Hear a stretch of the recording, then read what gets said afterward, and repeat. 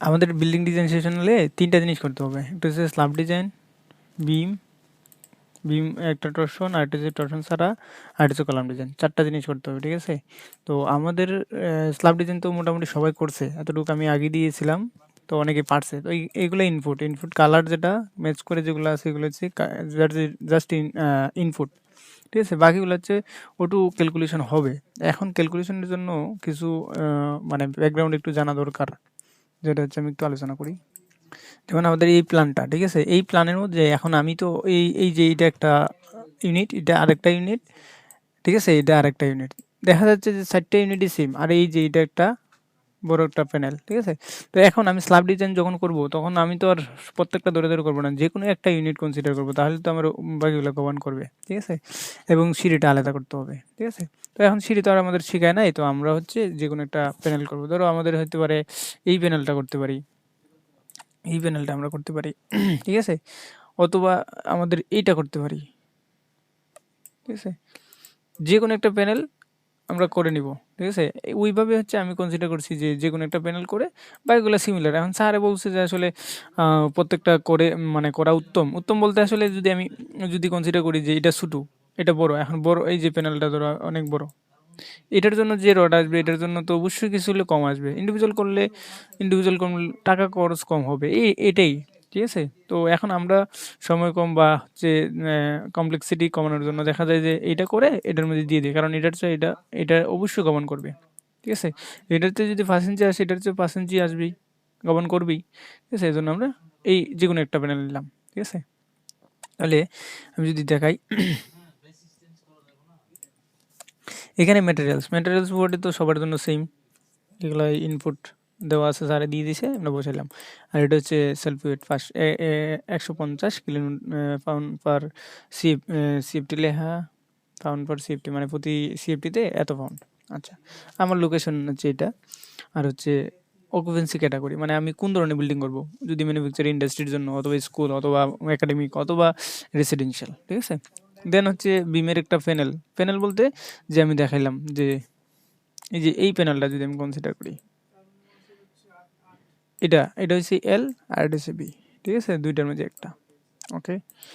তাহলে দৈর্ঘ্য প্রস্থ বসাইলাম, বসানোর পর এখানে মিনিমাম থিকনেসের এই যে ফর্মুলা এই ফর্মুলা কোথায় দেওয়া আছে, এখানে বলা আছে যে বিএনবিসি এতটায় দেওয়া আছে,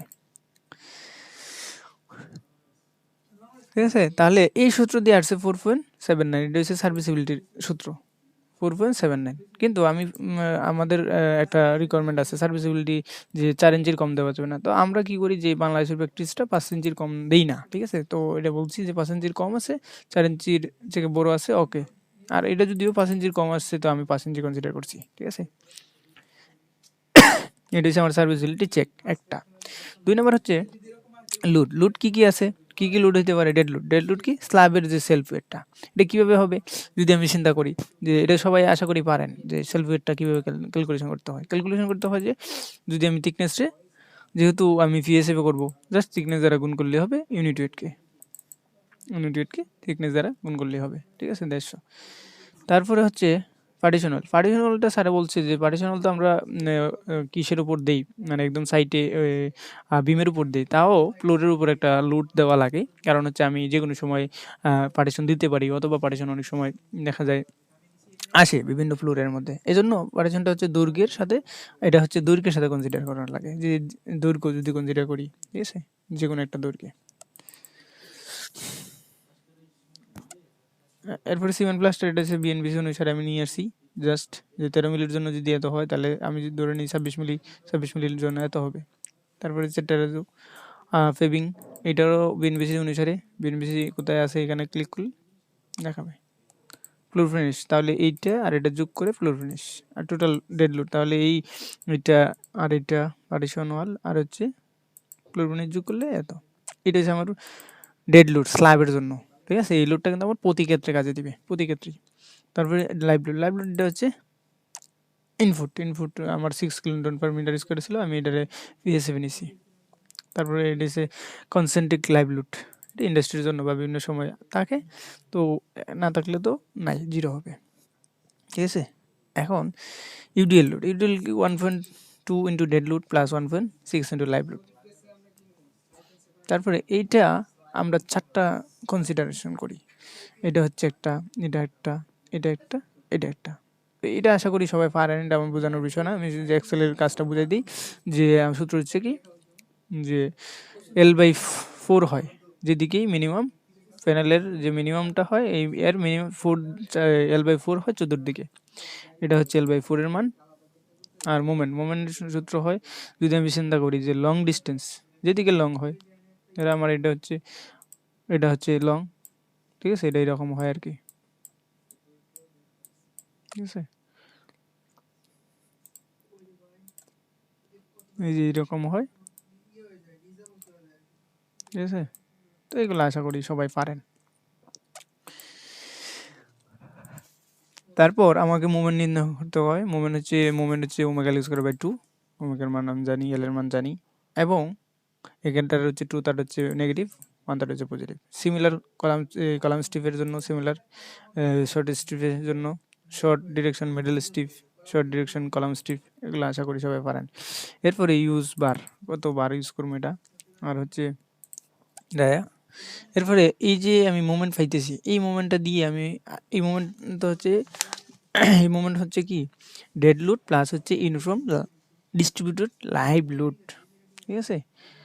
তো আমাদের যেহেতু কনসেন্ট্রেট লোড যদি থাকে তখন আমাকে আবার একটা করতে হয়, যেটা হচ্ছে শুধু ডেড লোডের জন্য চিন্তা করব, শুধু ডেড লোডের জন্য কি পরিমাণ ওই যে মুভমেন্ট হয় শর্ট ডিরেকশনে, লং ডিরেকশনে, মিড স্টিফ কলাম স্টিফে। তারপর আবার চিন্তা করব যে শুধু কনসেন্ট্রিক লোডের জন্য কি পরিমাণ আসে। কনসেন্ট্রিক লোড হচ্ছে এটা আমি বসাই দিই ওই যে কিলোনিউটনের আমি পাউন্ডে নিছি আর কিছু না।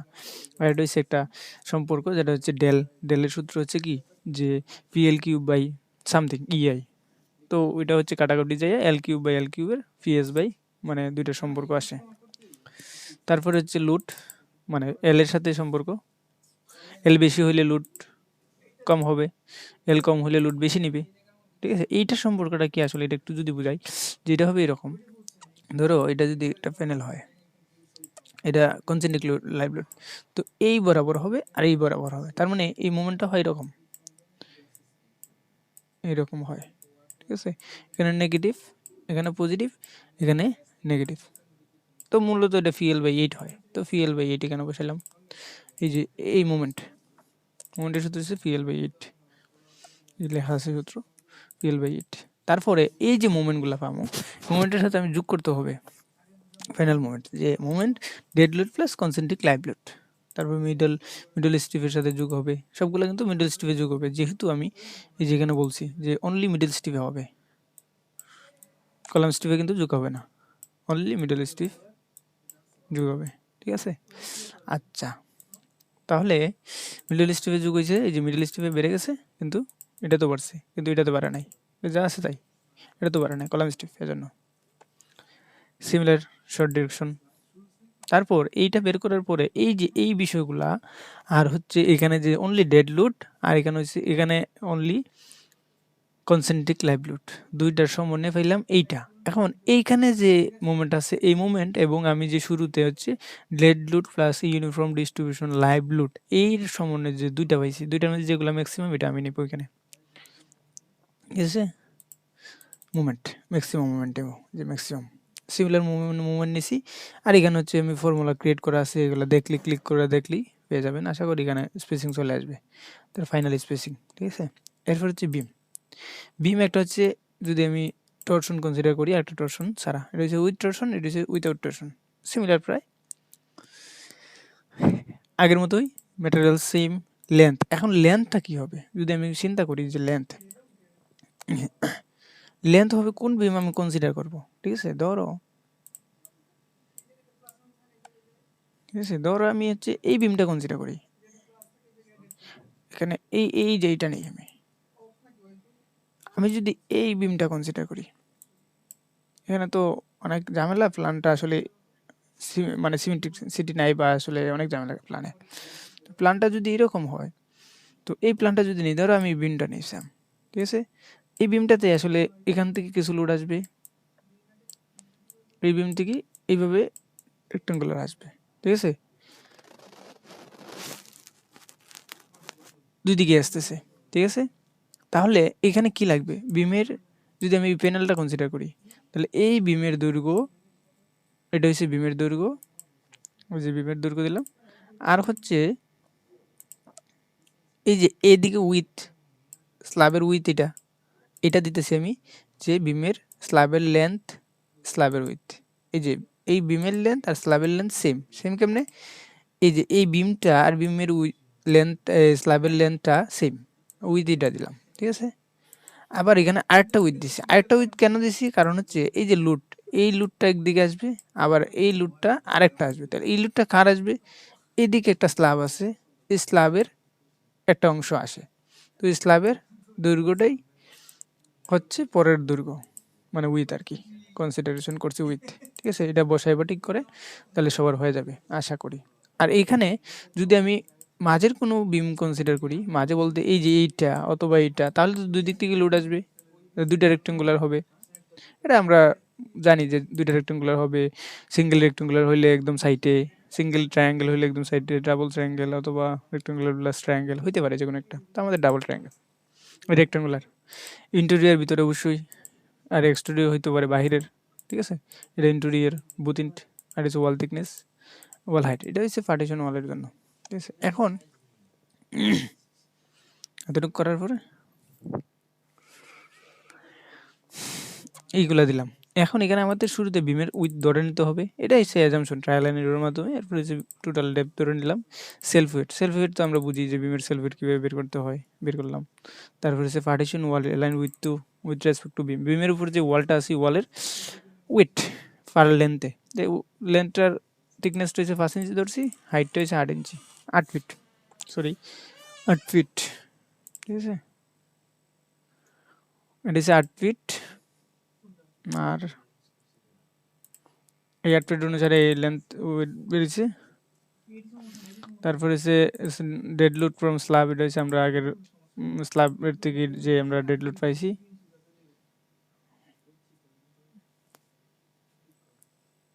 ওই যেখানে এই ডেড লোডটাই পরবর্তী বিমে যাবে আর কি।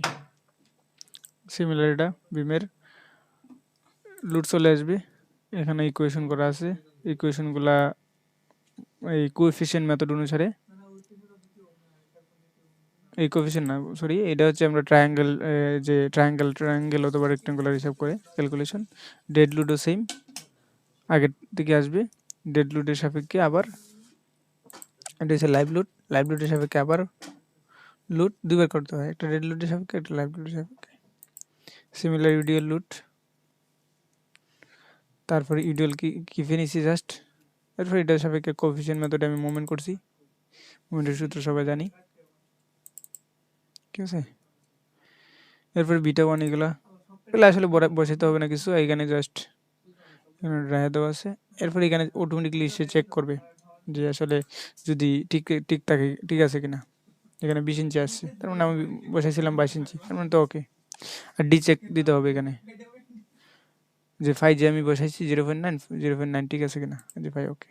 তারপরে হচ্ছে শেয়ার চেক, শেয়ার চেক করতে হলে শেয়ার চেকের যে একটা স্লাইড আছে ওই স্লাইড অনুসারে করতে হয়। বিউ তো আমরা সবাই জানি বিউ কেমনে বের করতে হয়। তারপর হচ্ছে বিউ ক্যাপাসিটি, ক্যাপাসিটি বের করতে হবে। ক্যাপাসিটি অবশ্যই বিউর চেয়ে বেশি, ওকে। তারপর হচ্ছে 5 ইসি সূত্র আছে এটা, আর এটা হচ্ছে 5 ইসি/2 কমেন্ট। কমেন্ট বলতে 5 ইসির ভ্যালু যদি একটা কন্ডিশন আছে, যদি 5 ইসির ভ্যালু এই তিনটা কন্ডিশন, কখন লাগবে, কখন মিনিমাম লাগবে, কখন লাগবে না, লাগবে আমাদের। তারপর ওয়েব ডিজাইনের জন্য এই প্রসেস, এখানে জাস্ট এফওয়াইটির ভ্যালুটা বসাইলে হবে, অটোমেটিকলি এখানে ক্যালকুলেশন করে আমাকে দিয়ে দিবে যে ফাইনাল স্পেসিং এত। ঠিক আছে? আর যদি টর্শন কনসিডারেশন করি, টর্শনের বিষয়টা হচ্ছে জাস্ট এই আগের সব কিছু সেম, জাস্ট টর্শন আসবো এখানে, এই যে টর্শন চেক, টর্শনের জন্য কিছু কাজ আছে আর কিছু না। স্ল্যাব থেকে লোড আসবে, এগুলো অটোমেটিকলি আসবে বসায় দিতে পারলে ঠিক করে। এখানে একটা জিনিস, টর্শনের সময় এগুলো সিঙ্গেল হবে, কারণ টর্শন কোথায় হয়, টর্শন মেনলি এইখানে হবে, এখানে। তাহলে এখানে তো একদিকে লোড হবে, এদিকে তো নাই, এই জন্য সিঙ্গেল রেক্টেঙ্গুলার হতো বা ট্রায়াঙ্গেল। আর এটা হচ্ছে এক্সটেরিয়র, এই বিষয়গুলো দিতে হবে, এক্সটেরিয়র আর ওয়াল থিকনেস এগুলো তো ভেরিয়েবল। এরপর অটোমেটিকলি ক্যালকুলেশন হয়ে যাবে। এখানে টর্শন ডিজাইনটা ম্যানুয়ালি আমি জাস্ট বসাইছি, যে আপনারা হচ্ছে সূত্র অনুসারে করবেন। এখানে বসানোর পরে অটোমেটিকলি ক্যালকুলেশন হয়ে সবগুলো চলে আসছে। তো মূলত ইনপুটগুলো সঠিকভাবে দিতে পারলেই হবে। তারপর কলাম ডিজাইন, কলাম ডিজাইন হচ্ছে ধরো আমি যদি এই কলামটা ডিজাইন করি, ঠিক আছে, এই কলামে কটা বিম আছে, একটা বিম, দুইটা বিম, তিনটা বিম, চারটা বিম। তো আমি বাম সাইডে এটারে ধরছি 1 নাম্বার, এটারে 2 নাম্বার, এটারে 3 নাম্বার, এটারে 4 নাম্বার। তাহলে কী কী লোড আসবে যদি আমি চিন্তা করি, এই কলামে কি বিমের এই অর্ধেক লোড আসবে, এই বিমের অর্ধেক লোড, এই বিমের অর্ধেক লোড, এই বিমের অর্ধেক লোড। তাহলে আমার চিন্তা করতে দিব কী আসছে, এই যে বিম 1, বিম 2, বিম 3, বিম 4, চারটা বিম, দৈর্ঘ্য, উইথ, হাইট। এই অনুসারে আমার হচ্ছে স্ল্যাবের ডেড লোড তো আগেই জানি আমরা, স্ল্যাব থেকে আসবে লাইভ লোড। আর সেলফ ওয়েট, বিমের সেলফ ওয়েট চারটার অর্ধেক করে, এটার অর্ধেক, যেখানে যদি ক্লিক করি দেখাইতেছে এটার অর্ধেক ওজন, এটার অর্ধেক ওজন, এটার অর্ধেক, চারটা বের করলাম। সিমিলার যখন আমি এখানে তো নিয়ে আসলাম, এখন যখন আমি কি করব, স্ল্যাবের ওয়েট আসবে না এখানে, কিভাবে আসবে, এই যে এই অংশটা আসবে, এই একটা অংশ আসবে, এই একটা অংশ আসবে, এই আরেকটা অংশ আসবে। তাহলে এইটা যদি আমি চিন্তা করি, তাহলে এটা B1 ছিল, এটা B2 ছিল, এটা B3 ছিল, এটা B4 ছিল। তাহলে B1 এর অর্ধেকই তো এটা দৈর্ঘ্য, আর B2 এর অর্ধেক এটা, তাহলে 1 না B2 তো এটা B3, তাহলে 1 এর সাথে 3 গুণ অর্ধেক করে এই লুটটা আসবে এখানে। সিমিলার হচ্ছে 2 এর সাথে 3 গুণ, আবার 2 এর সাথে 4 গুণ, আবার 4 এর সাথে 1 গুণ করে এই লুটটা আসবে। এটাই এক্সেলে বসাই দিছি। এই যে স্ল্যাবের লোডটা, এই যে স্ল্যাবের লোড কীভাবে আসছে, অর্ধেক লোড, কারণ পিএসএফ আসছে অর্ধেক লোড। ক্লিক করলেই বুঝতে পারতেছেন যেখানে কী করতেছে, এটার অর্ধেক, এটার অর্ধেক করে নিয়ে আসছি। তারপর এখানে পি এর সূত্র বসাইছি, এফ ওয়াই এফএমসি বসাইছি, রু বসাইছি, রু 1% ধরে নিছি, আপনারা 2% ধরবেন অথবা 1% ধরে দেখবেন যে সাইজ কেমন আসে। যে আমার আসছে কত 16 ইঞ্চি, তো 12 ইঞ্চি দিলে তো হবে না, আমাকে 16 ইঞ্চি দিতে হবে, ঠিক আছে, মিনিমাম যেহেতু 12 ইঞ্চি। অথবা যদি 2% দিই অটোমেটিকলি চেঞ্জ হয়ে যাবে, এই যে সাইজ কমে গেছে, 200% দিলে আমি 16 ইঞ্চি দিলেই নাফ। এটা হচ্ছে আমার ডিজাইন। এখন কীভাবে করতে পারি, এখন এটার মানে স্যারকে জমা দেওয়ার জন্য মেথড হতে পারে যে এটা কপি করে ওয়ার্ডে নিয়ে একটু এডিট করে সূত্র টুত্র লিখে জমা দিতে পারেন, অথবা এটা ভ্যালু বসে জাস্ট চেক করে ম্যানুয়ালি লিখে স্যারকে জমা দিতে পারেন, দুটো অপশন, ঠিক আছে।